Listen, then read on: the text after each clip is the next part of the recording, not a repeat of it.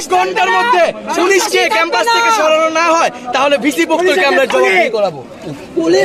আমরা যে যৌক্তিক দাবি আদায় পুরো বাংলাদেশের ছাত্র সমাজ লড়ছি, সেই দাবি আদায়ের আন্দোলনটি স্থগিত হয়ে যেতে পারে। এই জন্য আমরা আসছিলাম যে আমাদের স্যারদের কিংবা সিন্ডিকেট মেম্বারদেরকে এটা বলবো যে আপনারা হল ভ্যাকেট করবেন না। আমাদেরকে প্রথমে রাজু ভাস্কর্য সেখানে পুলিশ দিয়ে বাধা দেওয়া হয়। যখন আমরা বাধা বেরিয়ে আসছিলাম তখন আমাদের উদ্দেশ্যে গ্রেনেড ছোড়া হয়। এই সাহস পুলিশ কোথায় পেল? পুলিশকে এই ক্যাম্পাসে ঢুকার অনুমতি কে দিল?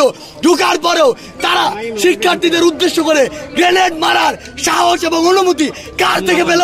এই জবাব পুলিশকে দিতে হবে, ঢাকা বিশ্ববিদ্যালয় প্রশাসনকে দিতে হবে।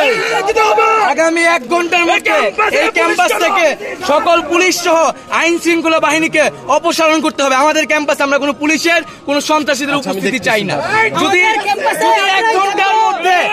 ঘন্টার মধ্যে পুলিশকে ক্যাম্পাস থেকে সরানো না হয় তাহলে ভিসি পক্ষকে আমরা জবাবদিহি করাবো। পুলিশ খুনি পুলিশ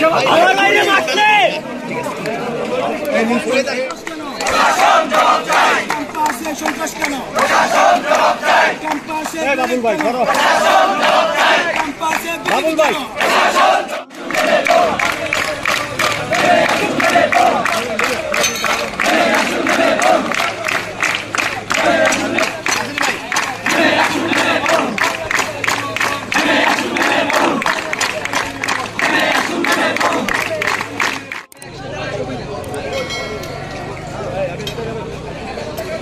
কথা বলুন তো।